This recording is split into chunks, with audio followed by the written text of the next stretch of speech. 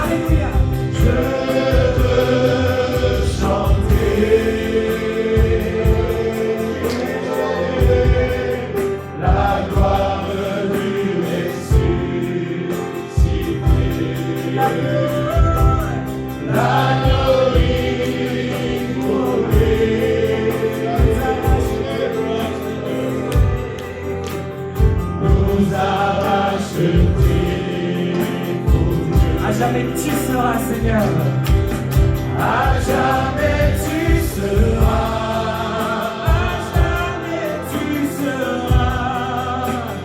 L'agneau sur le trône, l'agneau sur le trône, je fléchis le genou,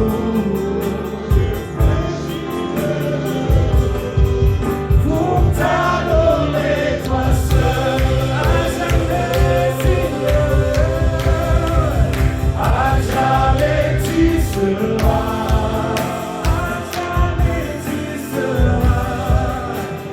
L'agneau sur le trône, l'agneau sur le trône, je fléchis le genou, je fléchis le genou, pour t'adorer toi seul. Alléluia, Seigneur, oui, nous t'adorons Jésus. Alléluia, tu es le seul que nous adorons, tu es l'agneau. Tu as été immolé pour nous, Seigneur mon Dieu. Merci pour ton sacrifice, merci pour la vie que tu nous as donnée. Alléluia, que ton nom soit loué, Seigneur, béni. Alléluia. Merci Seigneur, merci pour ta grâce. Tu es merveilleux, notre Dieu. Quel bonheur d'être dans ta présence, de célébrer ta fidélité parmi nous. Sois béni, Jésus. Amen. Je vais laisser la place à Benjamin qui nous apporte à la parole de Dieu, une réflexion biblique sur ce thème qui nous occupe aujourd'hui.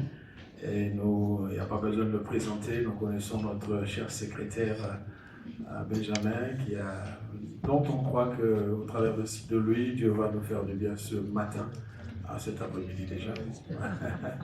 Et que voilà, toute la place lui est donnée pour la suite du programme. Merci bien.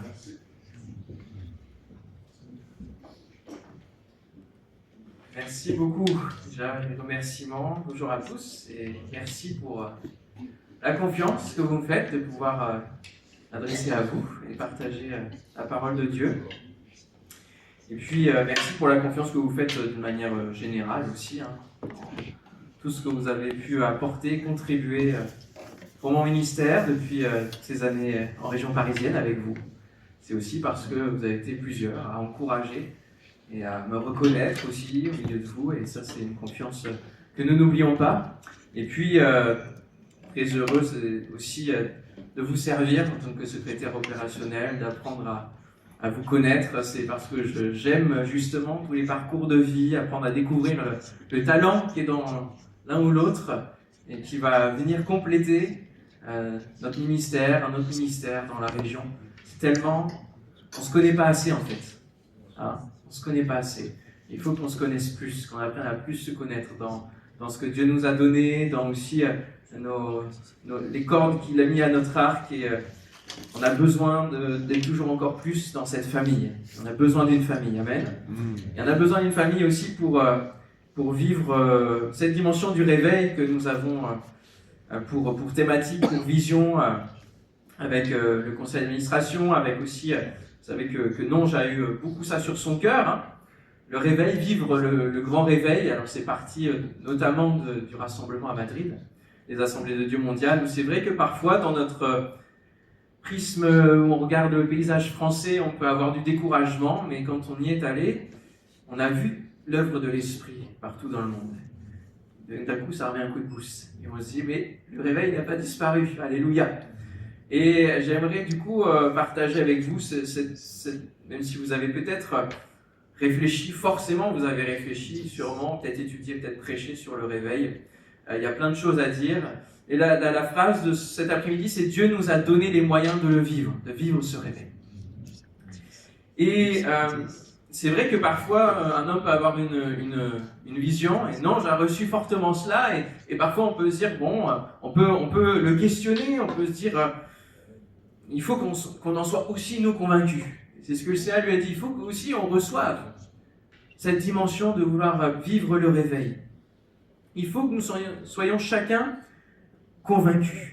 Et dans les premiers moments c'est pas de ministère, parce que j'étais ado, mais j'étais baptisé, et je savais que je voulais servir le Seigneur. J'accompagnais mon pasteur dans les réunions Voilà, j'allais jouer la musique avec lui et dans les discussions de voiture, à un moment donné, on parle de plein de choses au niveau spirituel et puis on parlait justement de cette dimension de réveil et il me dit mais tu sais, ça se trouve on ne vivra jamais le réveil pour les 40 prochaines années. Oh. Ça m'a un peu refroidi, on va dire. Ne jamais dire cela à un ado. Jamais. Mais bon, ça ne va pas empêcher, je suis là quand même avec vous. Mais il y a parfois des dimensions où on se dit, mais est-ce que le réveil, ça se vit? Est-ce que c'est vraiment quelque chose que l'on peut vivre encore aujourd'hui? J'ai pris cette conscience-là que quand on parle du réveil dans le passé, on le célèbre. On célèbre et vous avez tous des figures peut-être de grands revivalistes que vous avez dont vous avez lu les histoires, voilà, dont vous êtes peut-être même identifiés. Voilà. Dans l'histoire, on célèbre le réveil. Azusa Street, plein de choses, les assemblées de Dieu et même au-delà, on célèbre ce réveil. Nous pouvons tous citer sûrement des figures qui nous inspirent, des réveils que nous aurions même vivre, être là, j'aurais voulu être là à cette période-là, etc. La notion du réveil, quand on en parle au présent, c'est différent. C'est différent parce que dès qu'il y a peut-être, ça bouge quelque part, et que ça devient important qu'on en parle, et qu'on parle de cette dimension de réveil, alors on va plutôt critiquer, ou analyser, prendre du recul, dire voilà, attention, mettons pas trop les mots trop vite. On aurait peut-être plus tendance pour le présent ou le futur à dire voilà, parce qu'on ne veut pas que l'autre prenne la grosse tête, alors on va être plus mesuré, plus mitigé sur cette dimension du réveil. Et voilà, j'ai déjà entendu parfois dire, on entend toujours parler du réveil, on n'a rien vu de probant, et c'est pas les jeunes petits stagiaires, c'est ce qu'on peut penser aussi, sans le dire, les jeunes petits stagiaires qui ne connaissent rien au ministère qui vont nous dire ce qu'est un réveil. Qu'est-ce qu'un réveil? Est-il possible d'en vivre encore dans cette fin des temps? Dans cette oscillation entre la célébration d'un côté et la critique de l'autre, eh bien c'est là qu'il nous faut interroger la parole de Dieu. Et le Seigneur m'a conduit sur deux moments de réveil, je crois être des réveils néo-testamentaires, desquels on dégage 4 éléments à prendre en compte pour vivre le réveil aujourd'hui et voir que Dieu nous a donné tout ce qu'il faut et qu'on n'a pas besoin d'aller chercher à droite, à gauche, peut-être des méthodes, des secrets, des clés, ou d'attendre que tout soit dans le ciel. Il a mis la possibilité du réveil dans nos vies. Alléluia. Et donc pour cela, on va voir premièrement qu'il y a un contexte à ce que le réveil soit visible, c'est qu'il y a un désert spirituel d'abord.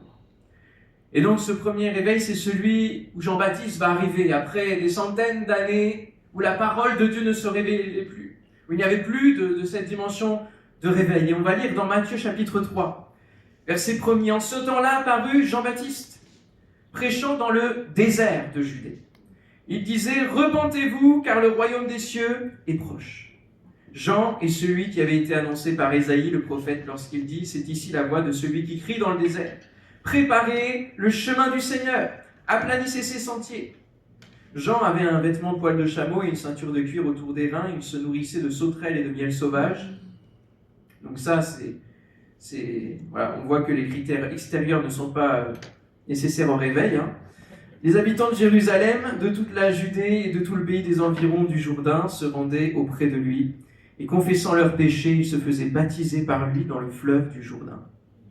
On remarque quand même que dans ce texte, après une sécheresse forte et longue, les cœurs arrivent, comme vraiment naturellement. Il y a une aspiration. L'aspiration des cœurs qui viennent jusqu'au désert pour être baptisés. Il y a cet esprit de repentance. Il y a un réveil qui commence à se poser là. Et on voit bien avec la réalité de l'implantation qu'il y a un désert spirituel. Je le vois dans le territoire là où on est avec Oasis, et c'est pour ça que ça s'appelle Oasis notamment. Voilà, on a reçu du Seigneur. Il y a un désert spirituel. Et ce désert n'attend que le réveil. Alléluia. C'est sec. L'évangélisation, quand on y va dans la rue, on peut se prendre des murs, on se rend compte de la fuite des gens vis-à-vis aussi de toutes les étiquettes, les appellations, tout ce qu'il y a là. Et on a besoin de voir des âmes venir. Venir comme naturellement, aspirer parce qu'il y a quelque chose qui se passe. Parce que l'esprit les pousse. Et à un moment donné, dans l'implantation qu'on a vécue, on s'est vertu à faire 1001 manières d'évangéliser. Et à un moment donné, par la parole d'une sœur dans l'assemblée, c'était arrêtez de faire tout ça et laissez-moi faire. Laissez-moi vous amener les âmes. Je vais vous amener les âmes. Ça ne veut pas dire que ça va être tout le temps comme ça et que ça ne veut plus dire non plus qu'on n'aura plus à sortir dans la rue, mais on a vu les âmes venir. On a vu les âmes venir par elles-mêmes et aussi parce qu'on a changé aussi notre manière d'être. On a voulu chercher ce réveil, chercher à être des témoins dans les connaissances, dans les relations de confiance, peut-être revenir justement à des éléments de réveil d'autrefois. Et il y a un désert et le réveil va venir troubler cet état de sommeil. Et plus que jamais dans la fin des temps, et c'est aussi dans la parabole des vierges, il va y avoir un état de dormance, de sommeil. Et on sent bien que même si la société se déconstruit, etc., il y a comme un esprit de sommeil qui arrive sur les gens. Il y a un état de désert et de sommeil. Et nous avons besoin de vivre un réveil. Alléluia. Ce réveil vient amener la vie, vient amener la lumière. Et même au milieu des croyants qui viennent pour la Pentecôte. Ça, c'est le deuxième réveil que nous voyons dans le texte, dans la parole de Dieu. Ils viennent à Jérusalem pour cette fête habituelle. Tous les ans, il y a cette fête de la Pentecôte, des récoltes, tout cela. Les cœurs sont fermés dans une tradition. Et Jésus va envoyer ses disciples un peu perdus, sans Jésus, au cœur d'une ville qui n'avait plus la capacité de recevoir la révélation depuis des siècles, dont les yeux sont fermés comme on dort ou qu'on est mort, c'est la même chose, les yeux sont fermés. Plus capables de discerner la venue du Messie qu'ils attendent. Tant attendu. Une ville sur laquelle Jésus pleure. Et Jésus va envoyer ses disciples vivre un réveil là, dans cette ville. Il y avait en séjour à Jérusalem des Juifs, hommes pieux de toutes les nations qui sont sous le ciel. Au bruit qui eut lieu, la multitude accourut. Alléluia. Je prie que dans nos églises, il y a un bruit spécifique, celui du réveil, qui vienne enlever ce sommeil, et que la foule, la multitude accourt pour voir ce qui se passe. Et elle fut confondue parce que chacun les entendait parler dans sa propre langue. Ils étaient tous dans l'étonnement et la surprise. Le réveil crée du trouble, crée l'étonnement, crée la surprise. Il y a donc bien des temps prévus par Dieu de réveil. Oui, le réveil existe. Et il y a des temps prévus par Dieu dans les déserts spirituels. Et pour cela, il y a une condition, première condition, c'est de comprendre que Dieu nous donne son Esprit Saint pour installer le réveil en nous. Il faut qu'il y ait une base, et cette base passe au travers des hommes. Jean-Baptiste, les disciples, qui vont être remplis du Saint-Esprit jusqu'à déborder. Il sera pour toi un sujet de joie et d'allégresse lorsqu'il est évoqué la naissance, la future naissance de Jean-Baptiste. Et plusieurs se réjouiront de sa naissance. Car il sera grand devant le Seigneur. Il ne boira ni vin, ni liqueur enivrante. Et il sera rempli de l'Esprit Saint dès le sein de sa mère. Il ramènera plusieurs des fils d'Israël au Seigneur, leur Dieu. Il marchera devant Dieu avec l'esprit et la puissance d'Élie pour ramener les cœurs des pères vers les enfants et les rebelles à la sagesse des justes, afin de préparer au Seigneur un peuple bien disposé. Alléluia. C'est sa promesse, c'est son désir que nous soyons remplis du Saint-Esprit.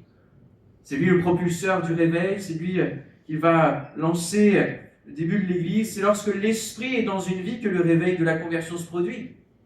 Et pourquoi ça ne continuerait pas? Et pourquoi ça ne reviendrait pas? Aussi, dans plusieurs saisons peut-être. Il y a, et je le vis encore en ce moment même, personnellement, avec le jeûne et prière de l'année dernière, où c'était la première fois que je faisais le jeûne et prière de la mission intérieure. Je n'avais jamais réussi à encore le faire. Il y a des luttes quand on veut aller plus loin avec le Seigneur.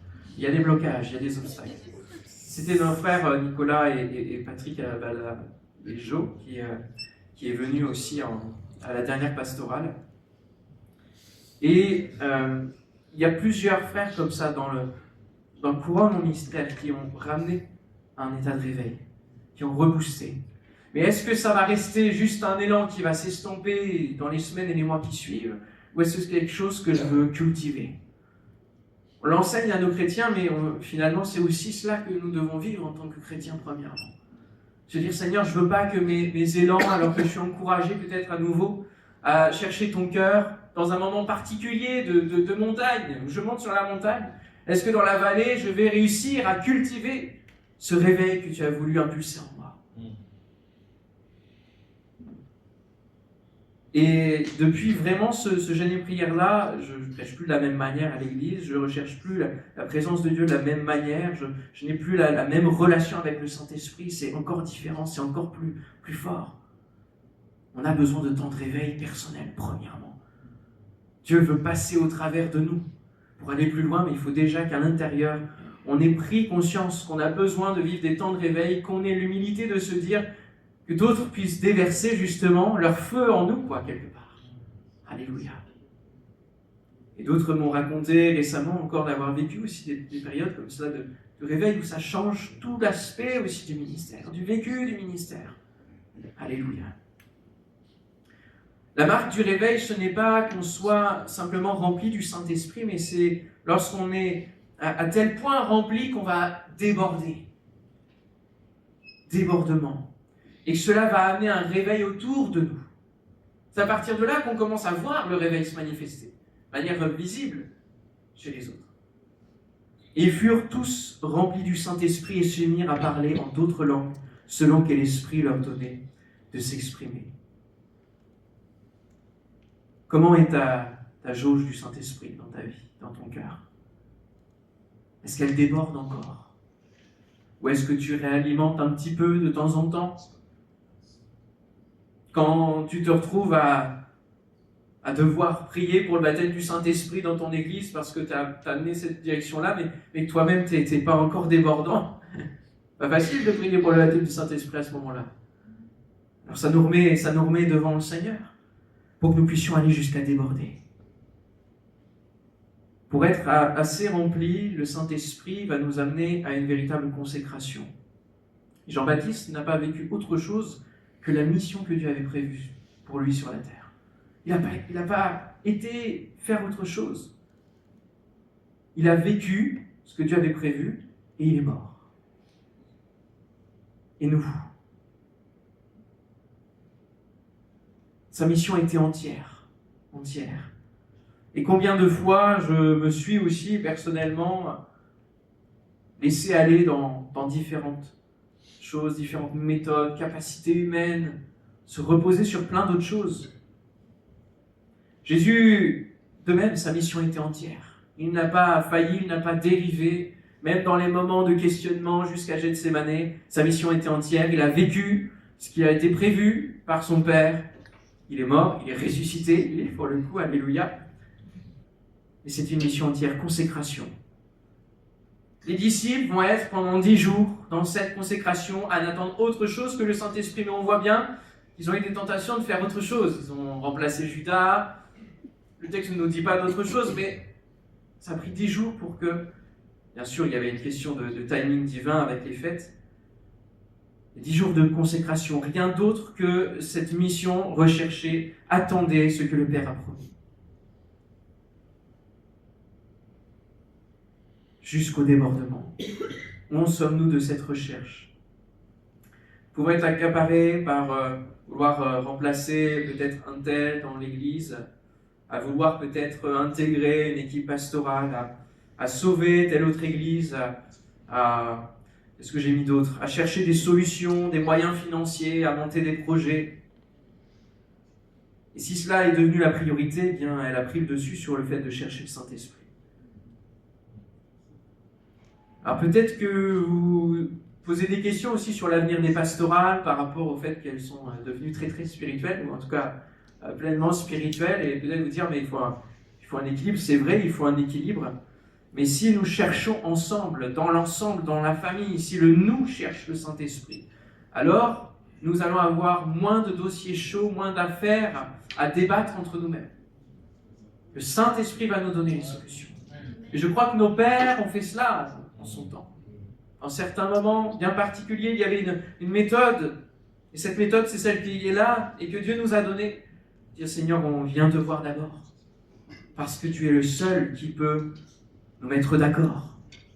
Tu es le seul qui, par une parole de sagesse, peut mettre deux camps opposés ensemble. Je me souviens dans l'église de Pauillac où j'ai commencé mon ministère, il y avait les questions de mettre en place du jeûne et prière.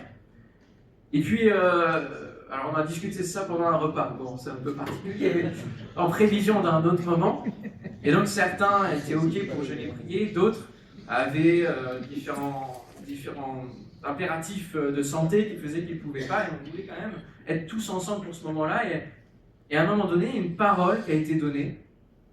Il n'y a plus besoin de discuter, c'était une parole de sagesse qui nous a tous, qui a permis la solution et qui a fait qu'on a pu entrer dans ce que Dieu nous appelait à faire. Alléluia.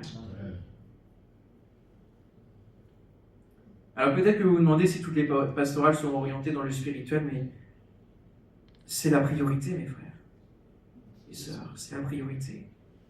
Dieu d'abord, nous ensuite. Ces solutions d'abord, la parole de connaissance, parole de sagesse.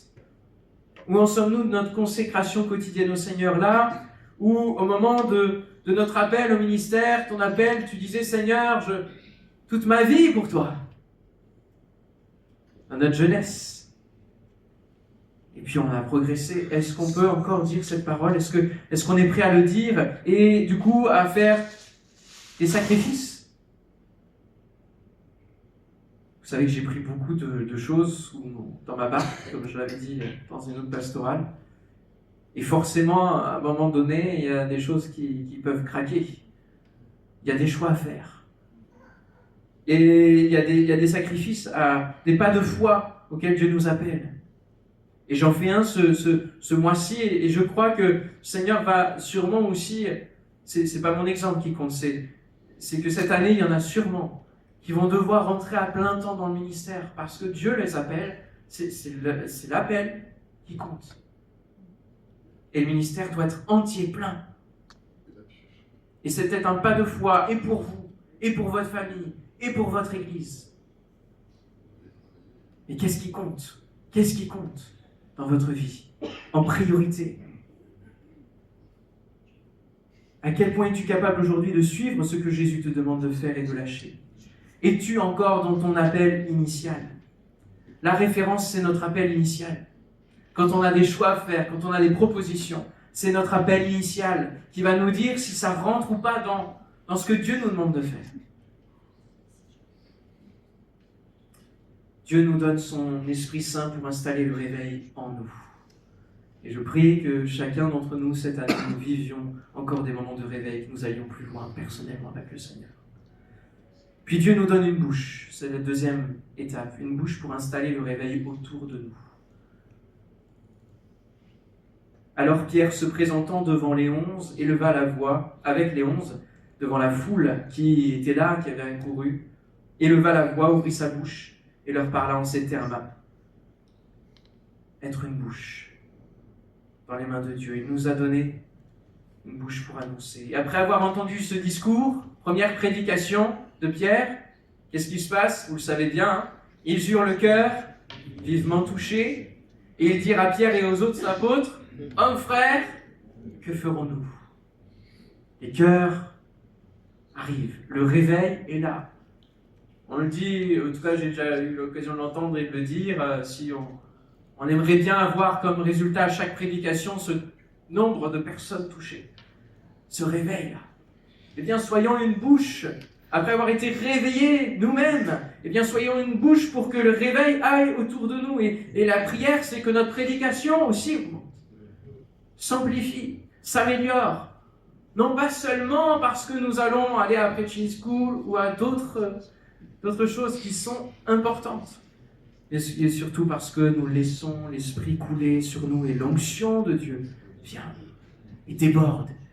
Et ça amène, ça réveille. Et ça, comme dans la vallée des ossements, comme tout cela qui est mort dans la Bible et qui revient à la vie, être une bouche. Dieu nous a donné une bouche pour installer le réveil autour de nous. Ce n'est que lorsque Pierre a été rempli jusqu'à déborder du Saint-Esprit qu'il est entré dans l'appel que Jésus avait posé sur sa vie. Appel de pécheurs d'hommes. Appel initial. Et ensuite, appel avec les clés qui lui ont été remises pour ouvrir la porte de l'église. Ce n'est qu'à ce moment-là qu'a pris place véritablement l'appel de Pierre. Que s'est manifesté l'appel de Pierre. Après cette étape d'être rempli de l'esprit, de déborder. Nous sommes des ministres de la parole. Nous utilisons notre bouche. Et je désire que ma bouche serve au réveil de ceux à qui je parle. J'en ai marre que dimanche après dimanche, mon auditoire n'évolue pas. Non pas en nombre seulement, c'est pas cela. Je cherche bien sûr la croissance de l'Église, parce qu'il y a un peuple nombreux que Dieu veut sauver, mais aussi en termes de transformation de vie. Que ceux où je sais que le couple va pas bien, ou qu'une personne est dans l'adultère, et plein d'autres choses, que par ma prédication, il y a les visites, il y a tout cela, c'est vrai, mais que par ma prédication, le Saint-Esprit vienne toucher, transformer, convaincre de pécher à nouveau, qu'il y ait une transformation. Que peut-être des anciens qui ne prennent plus, eux, d'être remplis peut-être du Saint-Esprit, qui sont dans la logique de l'administratif, de gérer l'église, de gérer un poste, parce qu'ils sont responsables, puissent être réveillés, transformés, touchés tout à nouveau. Alléluia. Si les chrétiens ne sont pas transformés, si l'église n'évolue pas, ne s'enflamme pas, arrêtons de chercher les problèmes chez les chrétiens, d'abord, ou d'accuser les chrétiens et de se dire, moi je prêche, normalement ça devrait... Voilà, j'ai pas de soucis moi. Il faut que nous nous réformions pour que nous venions au pied du Seigneur, qu'il nous sonde nous, qu'il nous fasse connaître ce qui ne va pas en nous, ce qui bloque, ce qu'il faut guérir, ce qu'il faut réveiller, qu'il faut ranimer. Et Paul dira à Timothée, c'est pourquoi je t'exhorte à ranimer le don de Dieu. C'est Timothée. Stagiaire sûrement, voilà. Ranime le don de Dieu que tu as reçu par l'imposition de mes mains. Car ce n'est pas un esprit de timidité que Dieu nous a donné, mais un esprit de force, d'amour et de sagesse. Alléluia. Et le timide que j'étais depuis ma tendre enfance, où c'était presque maladif, j'étais asocial, j'étais casanier. Aujourd'hui, je peux vous prêcher. Alléluia. Avec la pression que ça a quand même d'être collègue, donc c'est pas rien, il y a une pression, il y a un honneur qui nous est fait. Ce n'est pas un esprit de timidité. Le Saint-Esprit vient transformer notre vie, vient nous donner de rentrer dans un ministère qui, humainement, vous n'auriez pas parié sur moi, clairement. Vous auriez dit, mais lui, il est trop timide, il est trop... Ça ne va rien donner en termes de puissance, là, il n'y a rien. Alléluia. C'est le Saint-Esprit qui fait cette œuvre. Et donc, point honte du témoignage à rendre à notre Seigneur, ni de moi son prisonnier, mais souffre avec moi pour l'Évangile, par la puissance de Dieu qui nous a sauvés. Et il y a parfois des moments dans notre vie de ministère où nous pouvons être bloqués par l'ennemi, parce qu'il vient nous faire peur. Il y a 2 ans passés, j'ai eu quelqu'un au téléphone qui voulait venir me tuer, clairement. Ça affecte le psychologique, ça affecte. J'ai passé 5 heures avec lui en entendant le diable me parler, clairement. C'était 5 heures avec le diable qui me parlait et qui me tétanisait. Et j'ai mis plusieurs mois à m'en remettre, plusieurs mois à retrouver le feu de l'esprit parce que j'étais tétanisé. Nous passons tous par des moments comme cela où l'ennemi veut venir nous cribler comme du froment.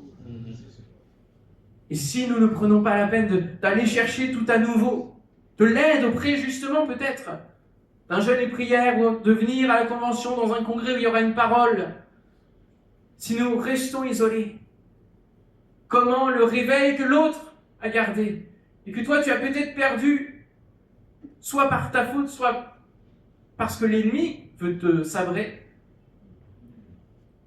si tu ne vas pas, comment ce réveil-là pu de nouveau s'enclencher en toi? L'importance de la famille, l'importance de l'église, l'importance des pastorales, l'importance d'être ensemble, de s'appeler, si on ne voit plus quelqu'un dans les radars, de se dire « Seigneur, je prie pour lui, ensuite je l'appelle ». s'il n'est plus à charge d'église, qu'il a été mis sur le côté ou qu'il s'est mis lui-même sur le côté, allez le chercher. Et dire, je désire que son ministère, là, qui est endormi, puisse se réveiller. Tout cela, bien sûr, conduit par l'Esprit, non pas par nous-mêmes, par nos propres idées. Timothée, peut-être, avait des difficultés, là, en voyant Paul emprisonné. Il s'est dit, oh là là, qu'est-ce qui va m'arriver? Ranime le ton. N'aie point honte. Souffre avec moi pour l'Évangile, par la puissance de Dieu qui nous a sauvés et nous a adressé une sainte vocation, non à cause de nos œuvres, mais selon son propre dessein et selon la grâce qui nous a été donnée en Jésus-Christ avant les temps éternels et qui a été manifestée maintenant par l'apparition de notre Sauveur Jésus-Christ, qui a détruit la mort et a mis en évidence la vie et l'immortalité par l'Évangile. C'est pour cet Évangile que j'ai été établi prédicateur et apôtre, chargé d'instruire les païens. Et c'est à cause de cela que je souffre ces choses, mais je n'en ai point honte. Quand j'étais ado, j'avais honte d'aller à l'église, bien que converti. J'avais honte peur que quelqu'un me voie rentrer dans l'église parmi mes camarades de classe. Mais je n'ai point honte, car je sais en qui j'ai cru. Et je suis persuadé qu'il a la puissance de garder mon dépôt jusqu'à ce jour-là. Retiens dans la foi et dans la charité qui est en Jésus-Christ le modèle des saintes paroles que tu as reçues de moi. Garde le bon dépôt, comment? Par le Saint-Esprit qui habite en nous. Et mes frères et sœurs, nous aurons besoin du Saint-Esprit et de garder ce bon dépôt. Nous sommes dans une région particulière, l'Île-de-France, où il y a tellement de choses qui se passent. Et les temps viennent où nous aurons besoin plus que jamais d'être tenus au Saint-Esprit, au fil du Saint-Esprit. Parce que sinon les choses on peut être emporté facilement par tout ce que le monde va vivre, par ce temps de tribulation qui s'amorce, qui est là. Nous ne pouvons pas faire autrement que par le Saint-Esprit, pour discerner ce qui va être imposé de manière globale, comme au temps du Covid. Ces choses-là n'ont pas disparu, et c'était un commencement d'une autre étape à venir, d'autres étapes à venir. Et l'intelligence artificielle, tout cela, il faut que nous soyons bien tenus par le discernement du Saint-Esprit pour savoir comment appréhender ces choses et ne pas nous laisser entraîner dans des filets de l'ennemi. Je veux garder le bon dépôt que le Saint-Esprit a déposé en moi. Je veux garder le bon dépôt de tous ceux qui ont pu provoquer un réveil en moi par leur prédication, de tous ceux qui ont été une bouche de Dieu pour venir pénétrer mon cœur, mon âme et la réveiller. Alléluia.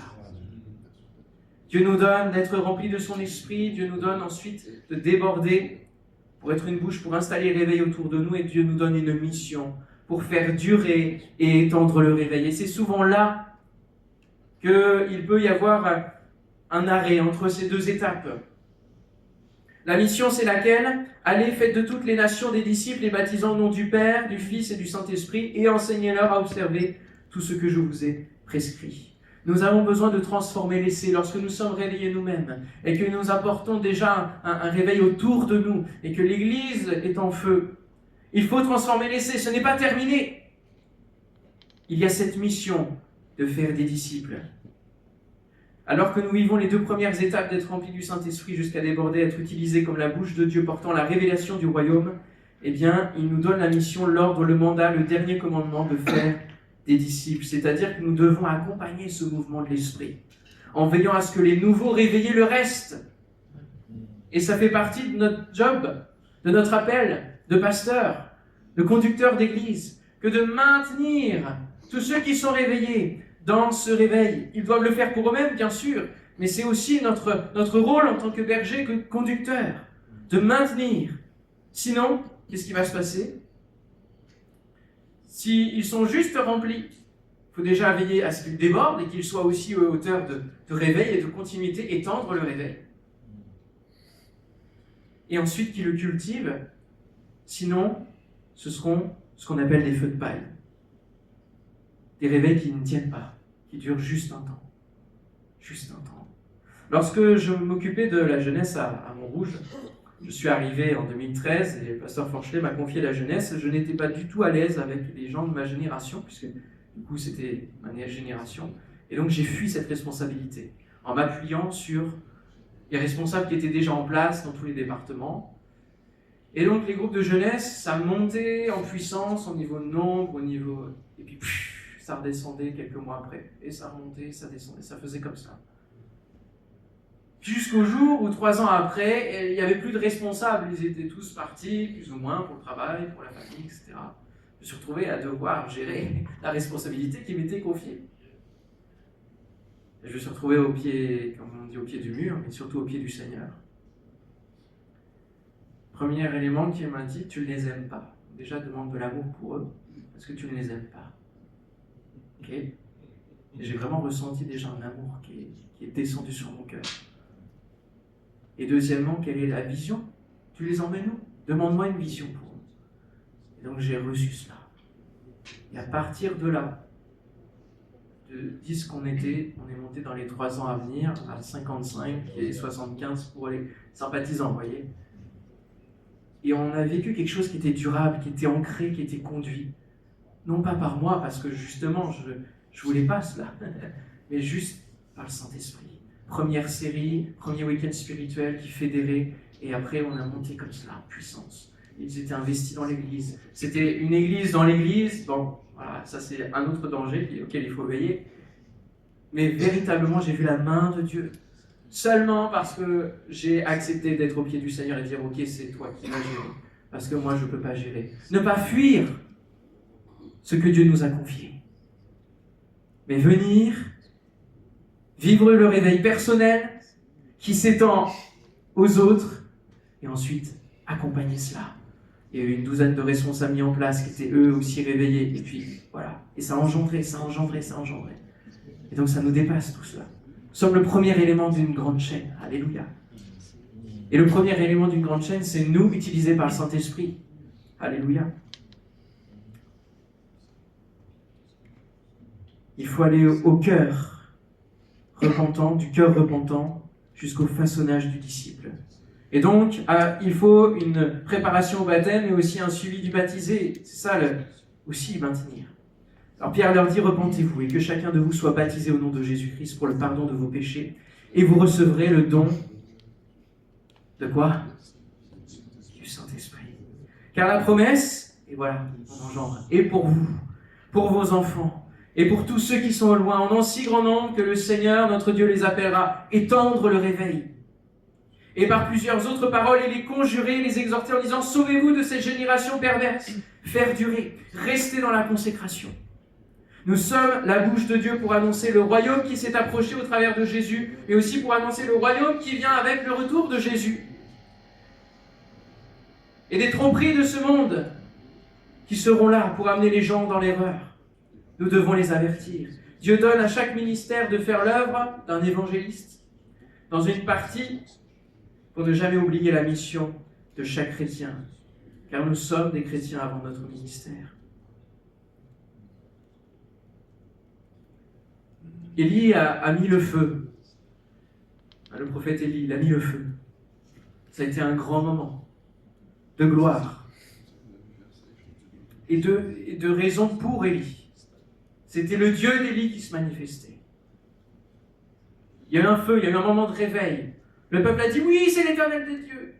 Parce qu'ils ont vu un miracle, parce qu'ils ont vu l'intervention de Dieu. Mais étaient-ils réveillés eux-mêmes ? Et qu'est-ce que ça a produit derrière ? Élie, la déroute. Et Dieu dira, vous n'étiez pas dans le feu, le prochain feu que Dieu lui a montré. Et ce moment-là m'a beaucoup enseigné. Est-ce qu'on est là pour remplir des défis et montrer au monde quelle est l'église la plus forte ? Montrer que c'est les évangéliques les plus forts, que c'est le Dieu des évangéliques qui va se manifester. Et c'est cela qui, dans notre monde, vous le voyez bien avec les actualités, veut se faire dans d'autres pays et l'amalgame va se faire aussi. L'étiquette des évangéliques va être de moins en moins populaire. Mais est-ce que c'est ça que nous devons préserver, continuer à garder en essayant de redorer l'image des évangéliques ? Est-ce que c'est ça que Dieu nous demande ? Ou est-ce que c'est dire, même si, parce que je suis évangélique, je vais être persécuté, Seigneur, je tiens en toi et j'obéis simplement à toi. Je ne rentre pas dans le défi que le monde voudrait peut-être me proposer, de prouver qui est mon Dieu. Je veux juste te suivre et obéir à ta voix, être dans mon appel. Être dans mon appel. Pour tenir dans la durée. Nous voulons vivre le réveil en Île-de-France. Amen. J'en suis convaincu, c'est ma prière et je crois que Dieu va nous faire vivre ce réveil. Nous voyons les prémices en tant que rédacteur en chef de Pentecôte. Je vois bien, je suis toutes les églises presque sur Facebook, sur Instagram, sur YouTube, j'en écoute plusieurs et je vois des églises qui se remplissent.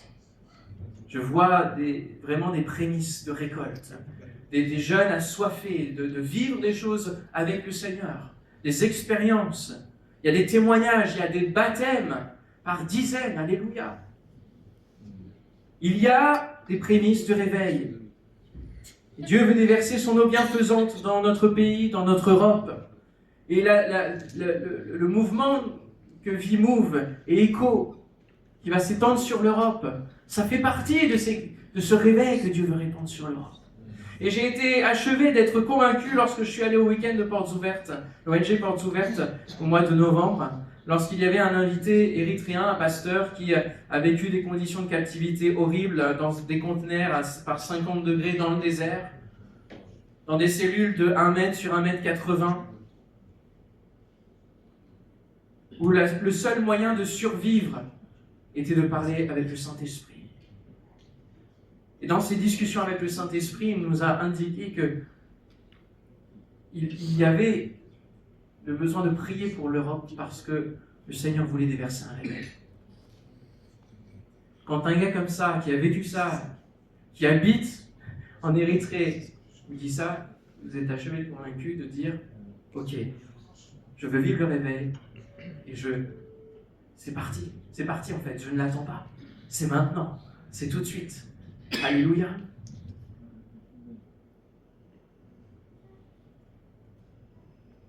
J'entends la pluie qui commence à tomber. Donnons-nous simplement les moyens que Dieu vient de nous donner, ce dépôt qui est en nous. Cela demande peut-être de bouleverser nos habitudes, de changer nos habitudes personnelles, mais aussi ecclésiales. Transformer parfois les réunions parce que le Saint-Esprit te met à cœur de faire autrement. Vous pouvez regarder les audios aussi, les témoignages de Patrick, la balade des jours, où il nous dit qu'à un moment donné, Dieu lui a dit de ne pas prêcher. Ça a remué, ça c'est sûr. Mais après, le réveil dans les cœurs, ça a interpellé. Les habitudes, vous savez, routinières qui amènent à perdre le sens de ce qu'on fait. Le Saint-Esprit veut bouleverser cela, peut-être dans tes habitudes, de conduire l'Église. Et si c'est conduit par le Saint-Esprit, cela va produire du fruit en abondance, va produire le réveil.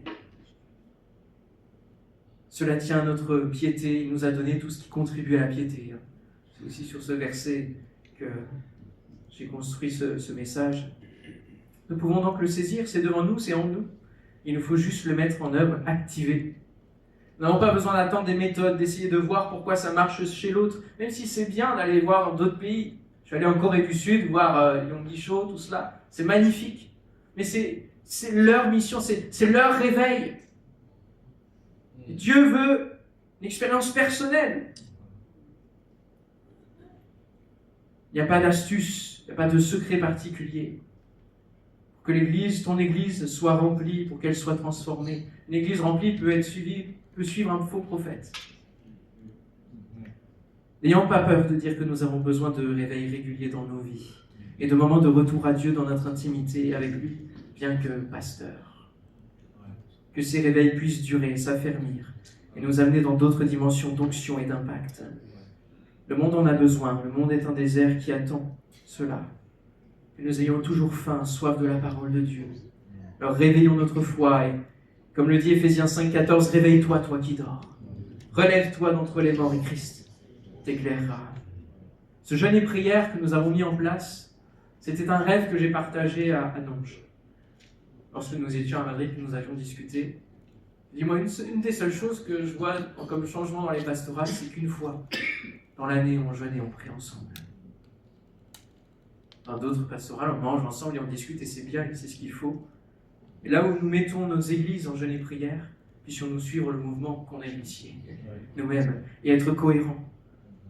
C'est un rêve divin, il n'y a aucun intérêt personnel à ce que je le mette en place et que nous le mettions en place. Et ce n'est rien d'autre que être dans la chambre haute ensemble, parce que je crois fortement au fait que l'unité fait qu'il y a quelque chose dans l'unité forcément. C'est là que Dieu répand sa bénédiction qui fait couler quelque chose, le Saint-Esprit, sur nos vies. Ce n'est rien d'autre que la chambre haute que nous vivons cet après-midi, que nous sommes appelés à vivre de la part du Seigneur. Alors unissons-nous en Jésus et il répondra à notre soif. Il viendra nous réveiller, alléluia, et nous désaltérer. Seigneur, merci pour ta présence, merci pour ta parole, merci parce que tu nous conduis dans ton esprit. Et Seigneur, tu viens encore nous appeler, tu viens nous chercher, tu viens chercher non pas seulement notre entendement à dire qu'est-ce que le réveil, définissons ensemble le réveil, etc. Mais tu viens nous chercher dans notre cœur, Seigneur, pour que notre cœur se réveille dans tous les domaines, là où il y a des choses mortes, là où il y a des choses endormies, là où notre ministère n'avance plus, ne progresse plus. Seigneur, tu viens nous chercher cet après-midi. Pour cette nouvelle année 2025, nous n'imaginions jamais arriver jusqu'en 2025, tellement le monde part en déliquescence, tellement tu reviens bientôt, Seigneur. Mais justement, avant ton retour, tu désires que nous soyons une église réveillée, que nous soyons des ministères puissants entre tes mains, où l'onction de Dieu coule, où cette région va être impactée encore plus fortement. Dans le nom de Jésus, ô Saint-Esprit, viens faire ton œuvre maintenant au milieu de nous. Viens nous saisir, Seigneur. En même temps que nous voulons te saisir, en même temps que nous voulons nous accrocher à toi, Seigneur Dieu. Alléluia. Viens faire ton œuvre maintenant dans ces temps de prière, de jeûne et prière. Seigneur, tu nous vois tous ensemble. Nous sommes venus. Nous voulons nous consacrer. Nous voulons, Seigneur, être entiers avec toi. Nous voulons passer ces temps pour t'entendre nous parler. Seigneur, que ce soit pour un réveil personnel, que ce soit pour réveiller les autres autour, Seigneur, notre Église, pour conduire l'Église selon toi et non pas selon nous. Seigneur, nous voulons acquérir ta méthode, Seigneur. Nous voulons acquérir simplement cette relation avec le Saint-Esprit, qui est ce ministère au-dessus de nous, pour nous conduire. Alléluia. Oh Seigneur, que ce soit toi qui bâtisses ton Église. Seigneur, que nous ne volions pas ton épouse, Seigneur mon Dieu, parce que c'est ton épouse que tu prépares, c'est ton épouse que tu bâtis. Seigneur, tu nous donnes d'être l'ami de l'épouse, Seigneur mon Dieu, et d'être là, à amener l'Église vers Jésus, amener l'Église à être remplie du Saint-Esprit, parce que le Saint-Esprit nous a été donné pour maintenant, et non pas pour l'éternité, c'est pour maintenant, pour qu'il soit actif maintenant dans nos vies, Seigneur. Alors merci de nous conduire ensemble. Merci de conduire ce réveil dans l'Île-de-France. Merci de conduire à ce que tu fais dans les assemblées de Dieu. Seigneur, au niveau national, alléluia. Te bénissons pour les prémices.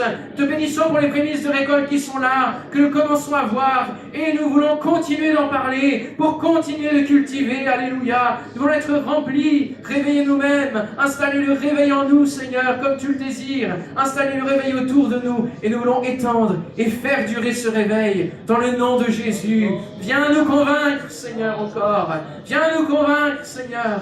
Viens nous unifier, Jésus. Viens nous donner cet esprit de corps, d'une famille, Seigneur, où nous sommes dans la même direction, où nous prions ensemble, où nous vivrons des temps, Seigneur, à genoux devant toi, parce que nous savons qu'il n'y a qu'en toi que nous pouvons recevoir, Seigneur, la solution dans tout ce que nous pouvons avoir en confrontation, les situations qui sont là devant nous, les choses qui nous viennent pour nous bloquer, pour nous faire peur, pour nous tétaniser. Seigneur, il n'y a qu'en toi que nous pouvons repartir, que nous pouvons ranimer, Seigneur mon Dieu, ce don. Oh Seigneur, tu vois tous les appels qui sont devant moi.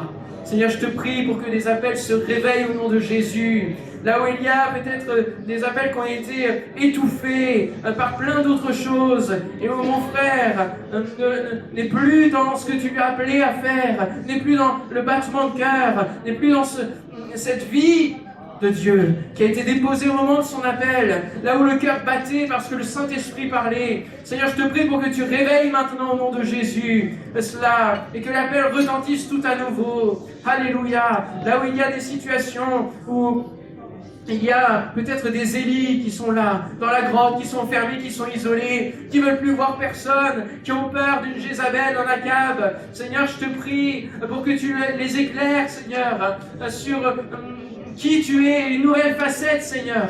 Que tu te révèles dans ce murmure, Seigneur, doux et léger. dans la puissance de l'Esprit qui doit conduire toutes choses pour nous faire durer dans notre appel. Au nom de Jésus, je te prie pour que ces Élis sortent, Seigneur, de leur grotte. Tu vois nos frères et sœurs qui ne sont pas là, Seigneur, et qui ne sont pas là depuis longtemps, qui restent dans leur église et mettent cette excuse d'autosuffisance parce qu'ils ne veulent pas venir. Je te prie, Seigneur, qu'il y ait un réveil. Je te prie que tu les saisisses, Seigneur, au nom de Jésus. Nous voulons revoir ces frères au milieu de nous. Te demandons ta grâce, Seigneur, pour leur vie. Te demandons, Seigneur, de l'intelligence et la conduite de ton esprit pour aller les chercher, Seigneur. Au nom de Jésus. Alléluia. Conduis toutes choses, Seigneur. Viens nous donner de vivre ce que tu nous as donné tout simplement. Au nom de Jésus. Alléluia.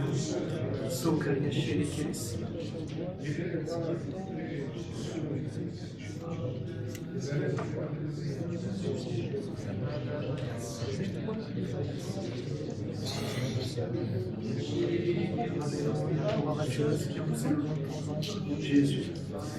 Alléluia, alléluia. On continue à élever nos voix. Alléluia, alléluia. Merci, Papa, Seigneur, pour ta présence. Merci pour ce que tu fais, Seigneur.